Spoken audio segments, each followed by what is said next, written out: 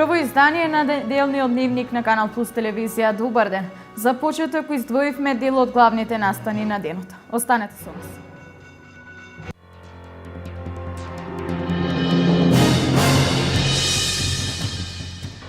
Градскиот базен во Штип вчера ја започна сезоната 2015-та, во чии склоп ќе работи и пливачката школа.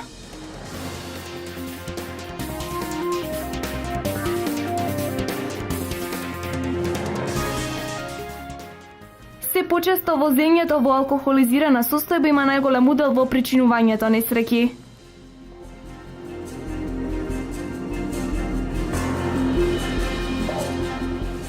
Општина Македонска Каменица ќе одбележи старата традиција на подготвување баница под Вршник. Манифестацијата по четврти пат ги собира пензионерите од источниот регион.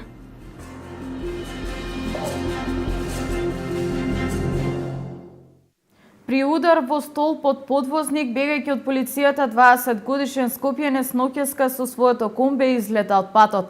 14 од мигрантите кои ги превезувал се повредени, а несреќата се случи на регионалниот пат Велес-Градско. 14 мигранти се повредени ноќеска околу полноќ, откако возачот на комбето со кое се превезувале се обидел да избегне полициска патрула и возилото излетало од патот. Според СВР Велес, синоќа 10 минути по полноќ, на регионалниот пат Велес-Градско, полициски службеници забележале товарно возило марка Ford Transit со скопски регистарски ознаки, на кое му дале светлосна и звучна сигнализација да сопре заради вршење контрола. Во моментот кога ја забележал полициската патрула, возачот ја зголемил брзината на движење и се дал во бегство. За да во еден момент во близина на местноста викана Венуле, излета од десната страна на коловозот и удри во стол под подвозник. Виднаш по несреќата возачот излегол од возилото и се дал во бегство, но бил фатен од полициските службеници.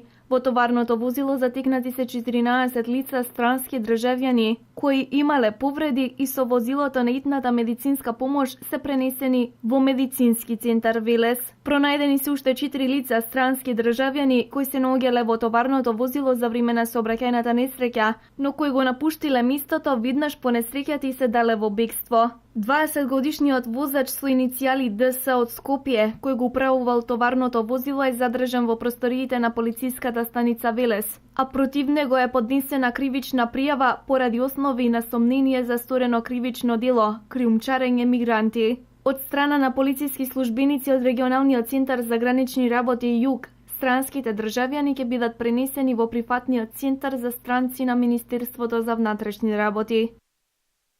7 јуни ќе остане забележан по големата манифестација Баби на Баница, кој ги собра љубителите на традиционалниот македонски специјалитет во манастирскиот комплекс Еленец во селото Цера, Македонска Каменица.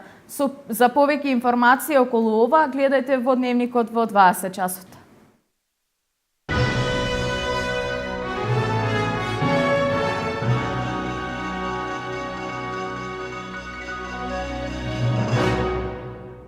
Откако представата Хотел ни на небо, ни на земја беше 15 пати представена на сцената на Народниот театар во Штип, штипската публика наскоро ќе може да го види најновото дело на штипските актери кое е во подготовка. Имено во тек се пробите за најновата представа Малограѓанска свадба на Бертолд Брехт. Премиерата е закажана за 26 јуни. Малограѓанска свадба е една од ретките комедии на Бертолд Брехт. Забавна представа која се подготвува од април годинава и на штипската публика ќе понуди нов начин на перцепција на театарската уметност. Кој што треба на публиката да им даде едно ново интересно чувство на тоа како е да се гледа една представа. Мислам дека ќе успееме до крај да го изведеме тоа што сакаме да го изведеме и дека ќе публиката ќе си оди задоволна од представата. На кој начин тоа? Па тоа е затоа што самиот пристап кон представата е малку поразличен, не е толку класичен, значи Интерактивна со публиката? Па има некои делови, не би сакал да откривам се, нели, но да, има интеракција, но повеќе во самата структура на представата, како е таа работена, како на кој начин сакаме да ја раскажеме приказната од представата и така натаму. Освен интеракција со публиката, представата ќе понуди и музички дел. Брехте се подразбира да има и сонгови, тоест музичка интерпретација на монолозите на сцените и ќе има од се по нешто. На останатите актери работењето на оваа представа им представува големо задоволство, со оглед на тоа што делата на Бертолд Брехт со години наназад не биле поставувани на штипската театарска сцена. Се работи за многу интересна представа која што покажува малограѓанштината на еден народ.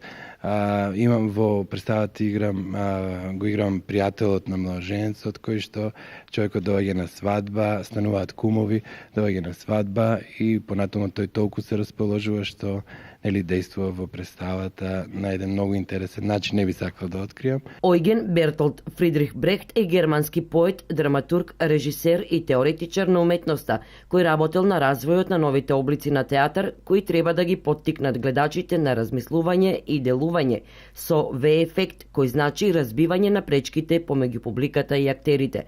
Ефтим Трајчов Геурски, која игра една од носечките улоги во представата, младоженецот кој одлучил да се ожени со млада невеста, се обиде да ни го долови начинот на кој треба да ја прифатиме представата Малограѓанска свадба. Публиката треба да го доживее оваа представа како една вид на проба. Значи, да види дека ова е театар, да види дека глумците се спремат, нема ништо криење, не играме ние ликови, напротив ги презентираме. Тоа значи не соживување, реализам, туку обратен процес. Значи форма, чиста форма каде што со примеса на гротеска, каде што на публиката нема да ја вовлече во приказната за емотивно, да ја разбуди, туку ќе ги отвори неистината психолошка свест, ќе отвори, ќе ја исчисти и ќе гледа на работите трезвено, не емотивно. Значи само да расудува. Представата Малограѓанска свадба не е дел од програмата на Министерството за култура и поради тоа се реализира со средства од Штипскиот театар.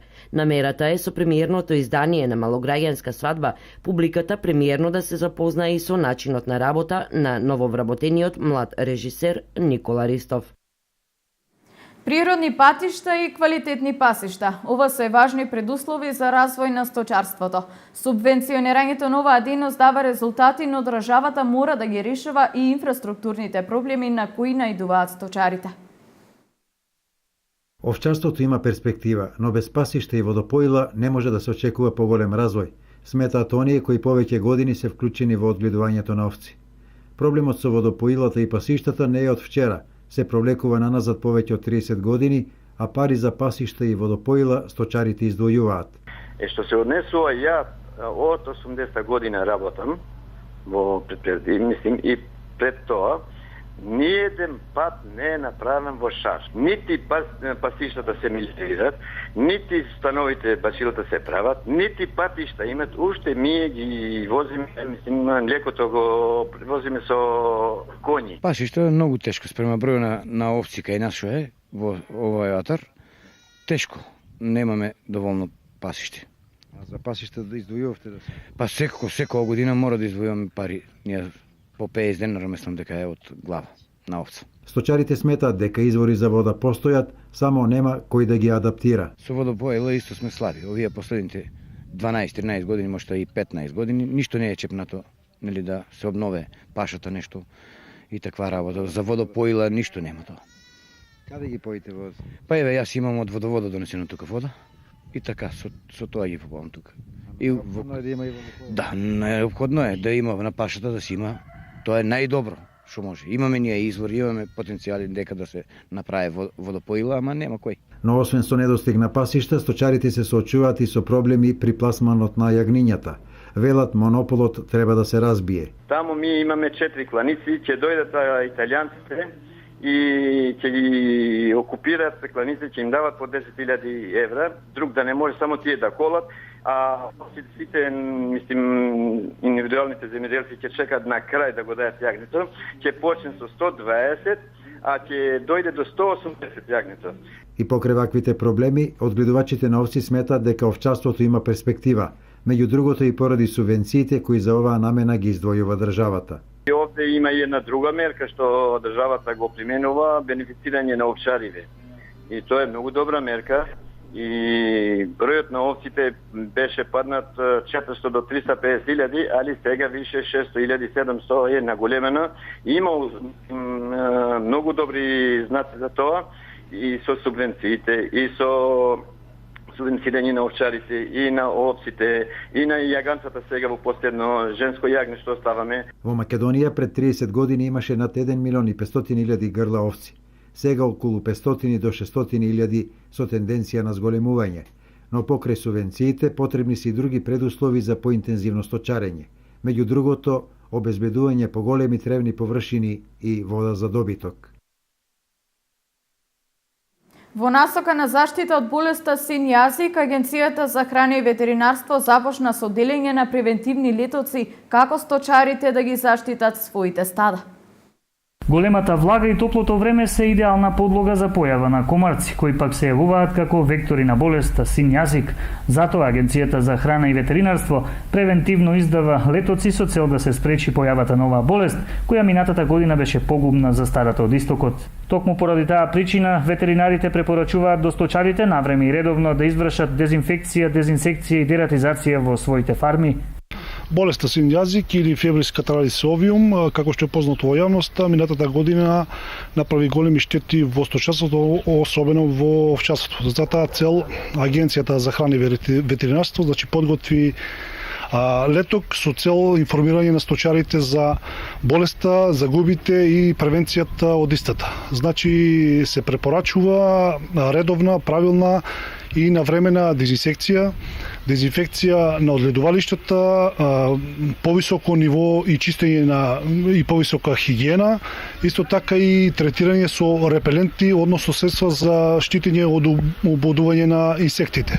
Од Агенцијата за храна и ветеринарство пак препорачуваат сточарите будно да ги следат своите стада и доколку забележат првични симптоми кои укажуваат на болеста син јазик, веднаш да побараат помош во ветеринарните станици.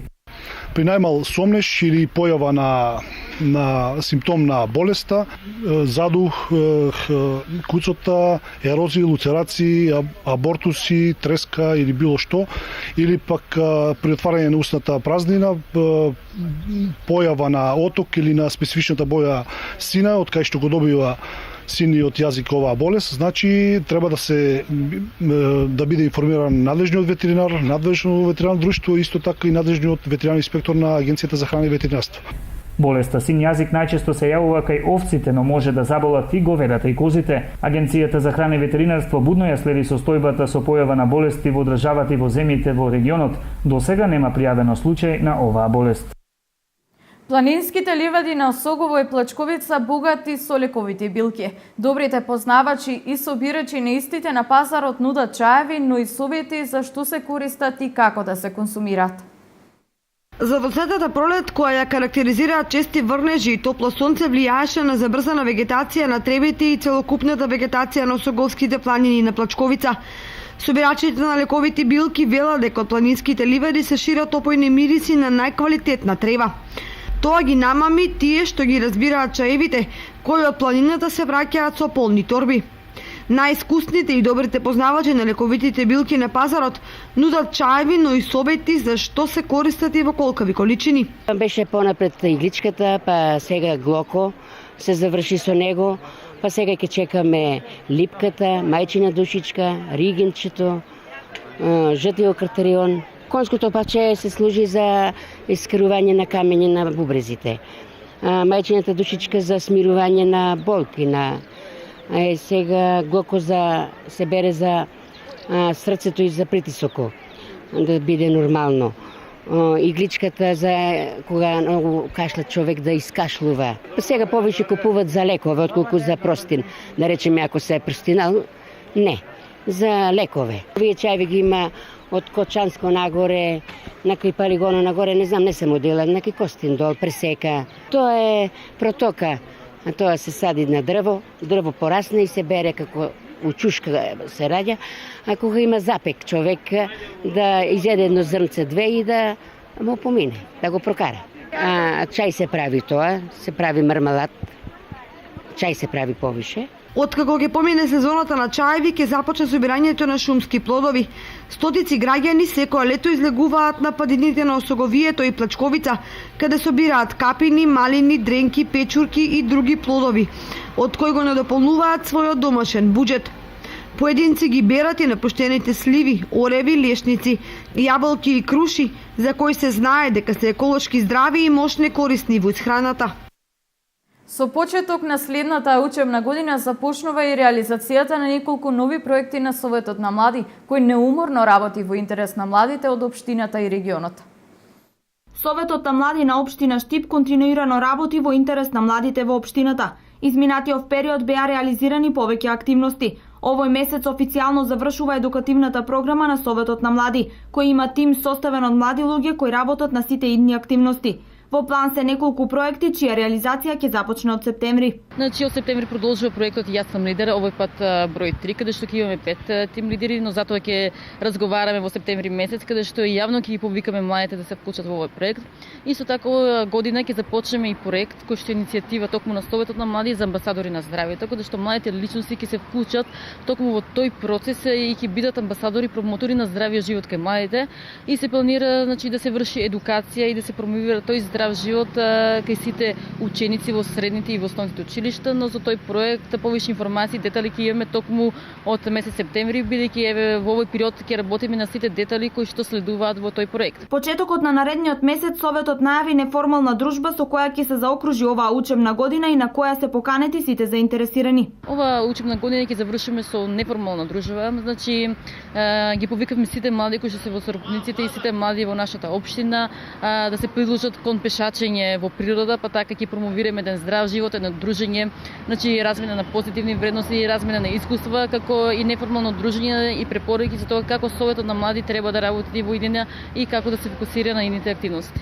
Со почетокот на учебната 2015-2016 година, Советот на млади најави хуманитарни акции. Во септември изванично ќе започне проектот И јас сум лидер 3, а со едукативната програма ќе се продолжи во октомври.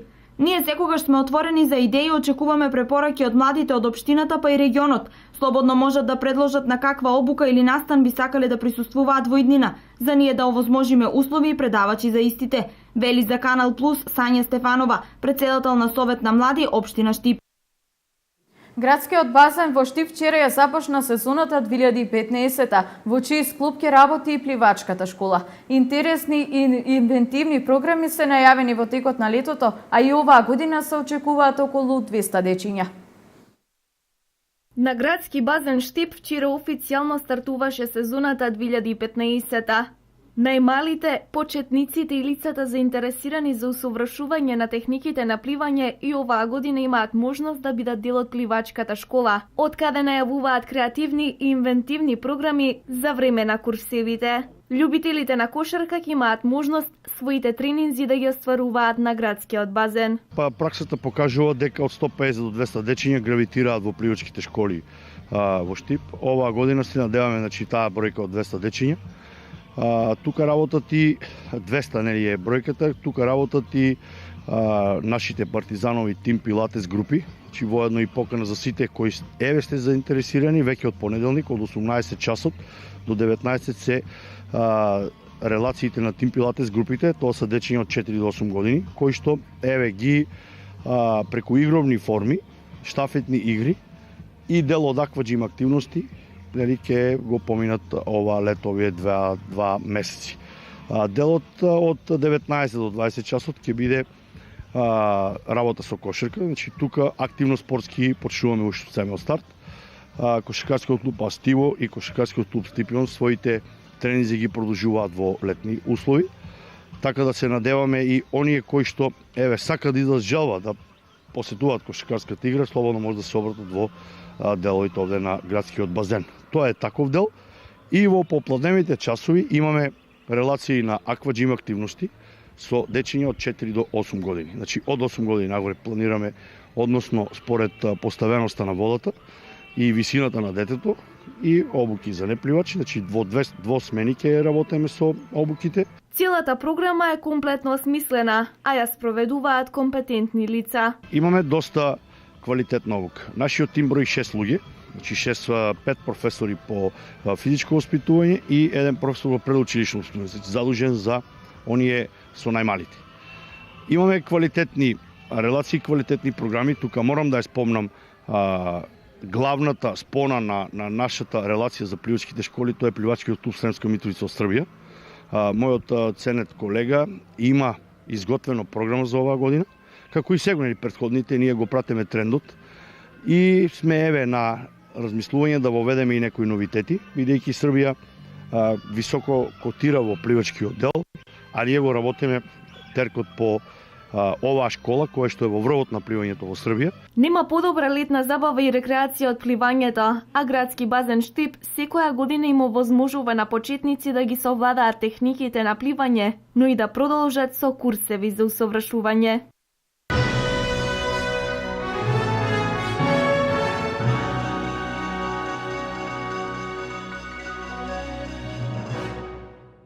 Овде е крајот на дневникот, следното издание е во 20 часот. До тогаш имајте пријатно попладне.